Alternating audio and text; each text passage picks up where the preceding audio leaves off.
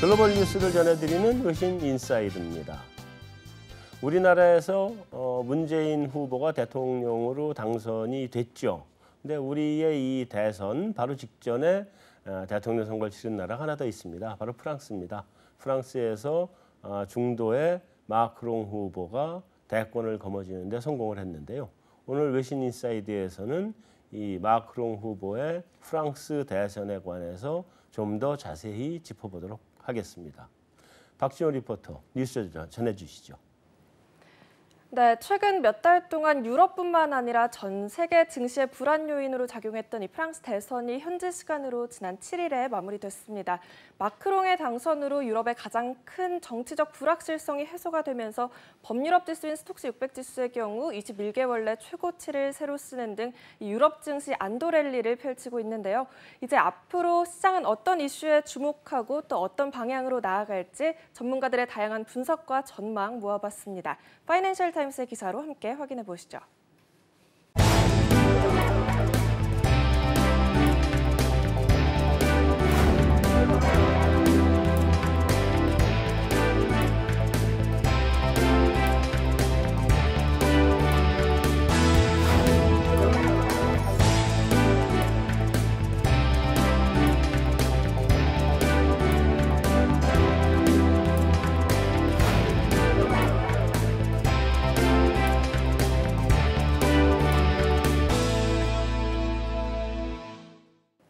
네, 기사 보신 것처럼 시장에서는 이 마크롱의 당선을 대체로 우호적으로 평가하고 있는데요.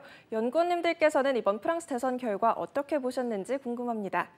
또 전문가들은 다음 달 8일에 열릴 ECB의 통화정책회의에서 유로존의 양적 완화 진행 방향에 대해 어떤 메시지를 내놓느냐에 앞으로 집중해야 한다고 밝혔습니다. 하지만 마리오 드라기 ECB 총재는 유로존의 양적 완화 철회가 아직은 시기상조라고 밝힌 바 있는데요. 언제쯤이면 본격적인 긴축이 시행될 수 있을지 궁금합니다. 자, 그 프랑스 대선 결과 시장에서 어떻게 반응을 했어요? 어떻게 본 것 같아요? 아주 긍정적으로 반응을 했죠. 우선 이 프랑스 대선이 재밌는 게 1차 투표가 있고 2차 투표가 있었기 때문에 결선 투표가 있죠. 그렇죠. 그래서 1차 투표 결과 나오자마자 프랑스 시장은 거의 5% 가까이 급등을 했었고요. 네. 전체적으로 유럽 시장이 다 상승하는 모습 기대를 했었고요. 올해의 서프라이즈 시장은 유럽이다라고 예상을 했는데 이번 프랑스 선거 결과에 따라서 확실하게 수익률들이 나와줬죠. 주식시장에서. 네. 그러니까 1차 이후에 결선으로 가기 전에 이미 선반영을 해버린 거잖아요. 그렇죠. 그죠? 그거 끝나고 난 다음에는 움직임이 별로 없었나요? 아예 당선되고 난 이후에는? 당선되고 난 이후에는 오히려 좀 차분한 분위기였습니다. 예, 근데 최근에 또 잘 가는 것 같은데?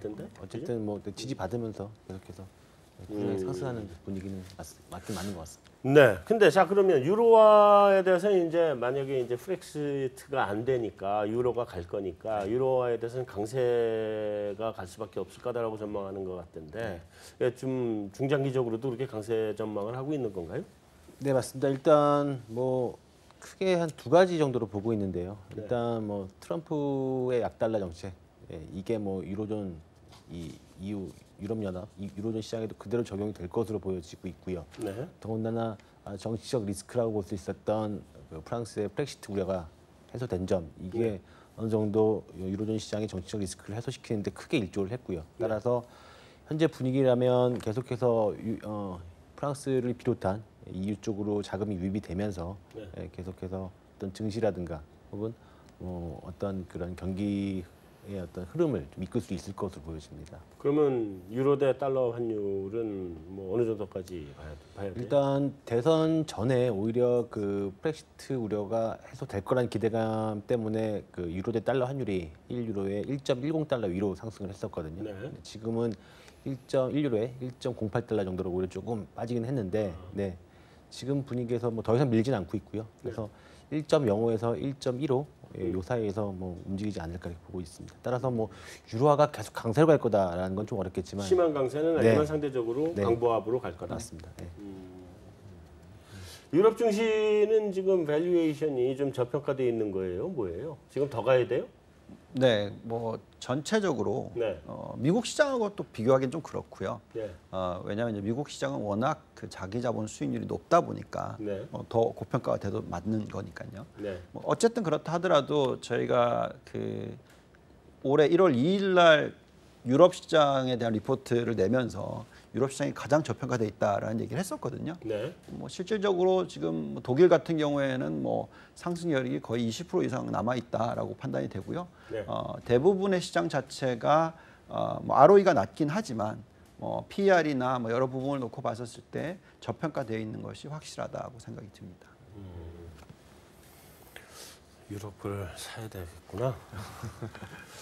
그 유럽 쪽 펀드로 아까 얘기하니까 중국 쪽은 들어가면 안 될 것 같고 네. 유럽으로. 네. 그럼 중국 펀드를 해지하고 유럽 펀드로 옮겨 타겠습니다. 감사합니다. 네. 자, 독일 국채 금리. 네. 네. 그 지금 많이 그 올라간다는 설이 있던데. 글쎄 이건 좀 살펴봐야 될 것 같습니다. 지금 10년물 독일 국채가 0.4% 내외의 등락을 보이고 있고요. 네. 스프레드가 독일 국채 대비 타 유럽 국가의 스프레드가 줄어드는 것은 맞습니다. 왜냐하면 프렉시트 우려가 네. 거의 없어졌지 않습니까? 물론 이탈리아 총선 그리고 유럽의 가장 중요한 이제 독일 그것도 있죠. 선거도 있습니다. 하반기에. 그거에 따라서 등락은 있겠지만은 일단은 줄어든다.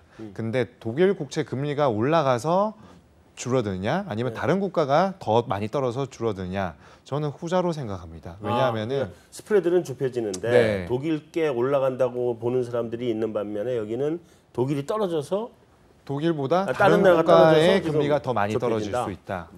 네, 저는 그렇게 봅니다. 일단은 2월 달부터 네. 독일 국채 대비 프랑스 국채 10년물 스프레드가 70에서 80bp 내외에서 움직였습니다. 네. 그래서 좀 괜찮다 싶으면 떨어졌다가 또 뭐 극좌, 극우 이런 얘기만 나오면 확대가 되고 그랬었거든요. 네. 근데 지금은 한 45bp 내외 정도까지 네. 줄어든 상태입니다. 그런 거를 봤을 때는 스프레드가 벌어져 있는 것은 맞습니다만은 독일 국채의 금리가 올라갈 유인을 찾는다면은 ECB의 테이퍼링이나 통화 정책의 전환 그리고 인플레이션의 추세적 상승 압력이 확고해야 되는데 네. 코어 CPI나 아직 드라기 총재가 그런 시그널을 주지는 않고 있습니다. 네. 그렇기 때문에 독일 국채의 가파른 금리 상승 가능성보다는 타 국가들의 정상화로 인해서 국가별 스프레드의 축소 가능성이 좀 더 높지 않나 이렇게 보고 있습니다. 잘 알겠습니다. 네. 자, 이게 질문이 또 아까 한 질문을 거꾸로 다시 물어보는 것 같은 기분인데 유럽으로 돈이 그러면 빨려 들어가요? 그렇죠. 들어가고 있고요. 네. 지금 부모님 말씀하셨던 것처럼 아직까지 못 들어가다가 이제 들어가기 시작한 거죠. 네. 제가 뭐 기관 투자가들이랑 얘기를 지난 2월 달에 그렇게 독일을 사라고 얘기를 했는데 다들 정치적인 이슈 때문에 못 건드리겠다 네. 하다가 이제는 사셨어요. 그 결국은 이제 시작된 거라고 보셔야 될 것 같고요. 네. 아직까지는 추가적인 자금이 들어갈 수 있을 만한 룸이 여지가 상당히 많이 남아 있는 게 아닙니다. 있다. 채권 시장 어때요? 유럽 채권 시장. 나쁘지 않습니다. 전반적으로 뭐 흐름은 안정적으로 흘러가고 있고요. 네. 그리고 게다가 여러 가지 유 이사님께서 말씀하셨다시피 여러 가지 이벤트들이 있음에도 불구하고 작년에 그런 브렉시트와 같은 불상사가 벌어질 가능성은 올해는 그때보다는 좀 줄어들었지 않습니까? 없다. 네, 네. 그런 점이 이런 파열음 속에서 오히려 자본 차익 실현 구간을 찾아서 적당한 수익률을 낼 수 있는 좀 호기로 보고 들어갈 수 있다면은 유럽 시장에는 충분히 기회가 있다. 이렇게 ECB가 이제 양적 완화 축소를 시작을 하느냐 안 하느냐가 지금은 유럽에서는 대선 각 국가의 선거 그거에 못지않게 어쩌면 그보다 더 중요한 이슈일 텐데 일단 다음 달에 통화정책 회의가 있잖아요. 네. 해요? 아니요. 양적 완화 차례? 아니요. 아직은 시기상조입니다. 확실해요? 예. 뭐 어떤 액션을 취하기에는 여러 가지 여건들이 아직 뒷받쳐주지 않는다. 네. 일단은 유가는 2분기가 꼭질 가능성이 높고요. 네. 게다가 지금 뭐 지난주에 특히나 유가가 네. 주간 단위로 굉장히 많이 빠졌습니다. 그 4자를 봤죠? 네, 그렇습니다. 지금 40불 중반까지 떨어진 상황에 있는 데다가 네. 지금 그 셰일 오일의 그 미국의 리그가 계속해서 늘고 있습니다. 여기서 뭐 그렇다면은 셰일 밴드가 점점 이렇게 아래쪽으로 확장이 되고 있다는 말. 네. 유가의 상승을 가로막을 수밖에 없고 그렇다면 인플레이션이 1, 2분기처럼 어떤 긴축을 점화시킬 수 있는 여건이 형성이 안 될 가능성이 높습니다. 네. 게다가 9월이 중요한데 네. 그때 독일에 또 선거가 있지 않습니까? 네. 그런 부분과 겹친다면은 과감하게 금융시장의 변화를 추구하기에는 위험 요인이 좀 다분하다. 보고 나서 대응해도 늦지 않다. 네. 특히나 미국이 저렇게 과감하게 하고 있는데 유럽마저 타이트닝으로 간다면은 금융시장의 불안정성은 더 높아질 수밖에 없겠죠. 네. 네, 그렇기 때문에 유럽은 좀 속도를 천천히 할 가능성이 높다라고 보는 게 적절할 것으로 보입니다. 좀 외환시장이나 이런 쪽 관점에서 보면 미국이 타이팅에 들어가면 유럽도 네. 어쩔 수 없이 딸려 들어갈 수밖에 없는 거 아니에요? 그거는 차이가 있을 것 같습니다. 우리나라하고 좀 상황이 비슷할 것 같은데요. 네. EU나 지금 우리 한국이나 뭐 비슷한 그런 상황인 것 같은데 사실상 뭐 유 이사님 말씀하셨던 것처럼 유로존 같은 경우는 굉장히 저평가돼 있는 상황이었거든요. 네. 계속해서 뭐 그 네거티브 인터레스트 마이너스 이자까지도 이렇게 부과를 했는데도 불구하고 계속해서 그 실물 경제나 금융 경제가 살지 않고 네. 계속해서 지지부진했는데 이렇게 최근 흐름 자체가 이렇게 좋아진 게 작년 말부터거든요. 네. 말부터 지금까지 이어져 오고 있는데 실질적으로 봤을 때 이렇게 흐름 자체가 그러니까 오랫동안 지속된 흐름이 아니거든요. 따라서 이 흐름이 좀 더 유지되려면은 당분간은 지금과 같은 상황 속에서 좀 더 저평가된 뭐 혹은 뭐 그동안 투자되지 않았던 투자하지 못했던 네. 부분들에 대해서 투자가 이루어지면서 양적 완화는 좀 유지가 될 것으로 보고 있습니다. 따라서 뭐 유로화도 역시 아까 말씀드렸지만 강세로 가긴 하되 점진적 강세 흐름으로 갈 수 있을 것으로 보고 있습니다. 그럼 당장은 그러면 ECB가 맞대응을 네. 할 수도 없고 네. 지금 당장 또 맞대응을 할 시간 필요도 없고 네. 그래서 자본이 빠져나가야 금리를 그렇죠. 못 나가게 하려고 올리는 건데 자본이 계속 들어오니까 들어온 상황이기 때문에. 그렇다 그러면 이제 뭐 별 문제는 없을 것 같은데 그거 외에도 뭐 다음 달 뭐 프랑스 총선이 그게 뭐예요? 계속 끝나고 나 다 끝난 줄 알았더니 갑자기 뭐 이제 총선 뭐 이런 얘기 나오던데. 프랑스도 지금 문재인 새 정부 출범했는데요. 상황이 좀 비슷합니다. 예, 여기가 과반이 안 됩니다. 아 자기가 의석이 아예 없죠 자기다. 네. 그래서 앙마르슈 이쪽에서 과반 의석을 얻거나 네. 아니면 원내 2당이 이제 공화당인데 네. 이쪽이 이제 그 중도 보수 쪽이거든요. 보수 성향의 당이기 때문에 이쪽이 협조가 없으면 뭐 아무것도 할 수 없는 상황이기 때문에 원내 1당은 사회당이니까 당연히 네. 예, 진보 쪽이고 그래서 이쪽 협조가 필수적인데 따라서 총선 결과가 상당히 중요하다 이렇게 보고 있습니다. 총선 결과가 나와야 이제 여기 그 마크롱 이 예. 동네 사람들은 이름이 다 롱, 뭐 멜랑숑, 알랑들롱 이렇게 다 롱자, 옹자 뭐 이렇게 끝나가지고 여자만 펜 이렇게 끝나고 하여튼 이게 마크롱 대통령도 프랑스의 정국을 끌고 가기 그렇게 쉽지는 않은 상태이기 때문에 총선에서 과반을 갖고 갈 수 있느냐 없느냐 그래도 이분은 굉장히 그 럭키보이네. 우리는 3년 남았나요 총선? 여긴 바로잖아 지금. 그러니까 여기에서 어떻게든지 한번 이겨볼 기회가 있는 거 아니에요. 그러니까 그런 면에서는 뭐 우리보다 훨씬 좋은 조건이라고 생각이 되는데 어쨌든 이 마크롱 대통령께서 유럽연합이 개혁을 하지 않으면 프랑스는 나갈 거다. 얘기했어요. 근데 어떤 개혁이에요? 그 요구하는 개혁이라고 하는 게 유럽연합이 뭐 어떻게 개혁해야 된다는 거예요? 아니 지금 뭐 어쨌든 이 보수파들의 얘기들은 뭐 이분은 중립이지만 네. 전형적으로 이제 극우파들이지 않습니까? 네. 네. 그러니까 브렉시트도 이미 일어났고 뭐 그 브렉시트 일어난 이유를 보면 이후에 문제점이 너무나 많다라고 네. 얘기를 하는 부분이고 그래서 뭐 이민자 문제하고 뭐 분담금 문제 뭐 이런 것들인가요? 그렇죠. 그래서 여러 가지 요소들이 있기 때문에 자꾸 이건 약간 정치적인 발언일 수밖에 없다고 생각이 들고요. 네. 네, 뭐 지금 아까 방금 말씀하셨듯이 이제 총선에 주목해야 되는데 네. 국민들이 듣고 싶은 얘기를 해야 되는 그런 부분이고 네. 예, 그렇기 때문에 어떻게 보면 이 시장이 이 정치적인 요소들이 정말 큰 영향을 미치고 있다. 유럽 시장은 그렇게 보셔야 될 것 같고 네.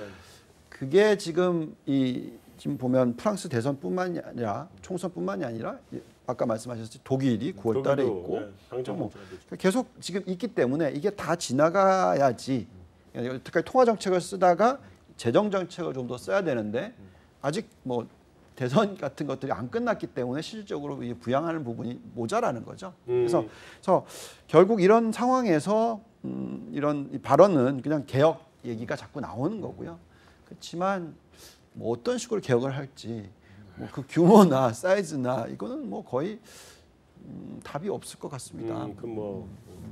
그러니까 일단 이런 정치적인 일정 때문에 양적 완화는 올해는 하기 힘들 부분도 틀림없이 있다. 재정 정책으로 넘어가지 못하니까. 네. 그것도 그렇고 그러면 EU 개혁은 그 두 가지로 제한이 기본적으로 되는 건가요? 뭐 이민자 문제하고 또 예. 분담금 문제하고 그 부분이 사실상 제일 크다고 볼 수 있어요. 현재 그래서 상황에서. 그거 제일 큰 건가요? 브렉시트를 이끈 요인도 사실 그거였으니까요.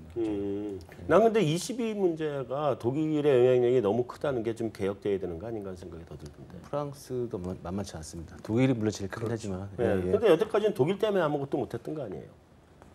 뭐, 그래서 독일 분데스방크가 투표 못할 때에 뭐 금리 낮추고 기습적으로 뭐 그런 식으로 갔던 거 아니에요?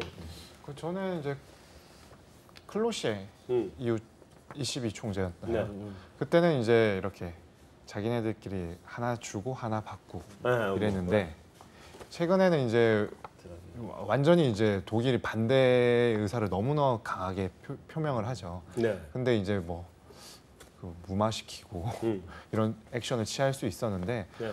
뭐 그렇게 했다가는 오히려 독일의 반대가 더 심해질 수밖에 없죠. 지금은 예전에는 이 난민 문제가 이 정도까지는 아니었는데 네. 지금 이걸로 인해서 독일의 그 내부적인 정치 상황도 사실 좀 복잡해지고 있지 간단치 않습니까? 않죠. 근데 여기서 계속해서 독일의 입장을 반영을 못 시킨다? 네. 그러면 오히려 나중에 큰 문제로 본인들한테 다가올 수밖에 없기 때문에 정권이 교체가 일어날 수도 있고. 그렇죠. 네. 알겠습니다. 자 그러면은 이 개혁이라는 게 따지고 보면 그렇게 쉬운 것도 아닌 것 같고 뭐 해결을 못하니까 영국이 나갔죠. 해결이 났으면 영국이 나갔겠어요. 해결이 안 되니까 못 나갔죠. 그래서 이거는 그 마크롱 후보 지금 현재 대통령이죠. 대통령이 국내 정치용으로 하는 발언이다. 그렇죠. 그렇게 보면 근데 사실 우리 브렉시트도 그 국내 정치용으로 시작했던 거거든요. 네. 그러다 그게 브렉시트까지 간 거거든. 실제로. 그래도 뭐 그나마 파운드는 있었지 않습니까? 뭐 그러죠. 거기 파운드 다른 나라들은 만약에 그렇게 되면 정말 큰 어려움을 겪게 돼요. 그러니까 돈 찍는 비용부터 상당히 많이 들어가죠. 네. 대충 마무리해야 될 시간인 것 같습니다. 네. 자, 오늘 준비한 순서는 여기서 마치도록 하겠습니다. 다음 주에 다시 뵙겠습니다.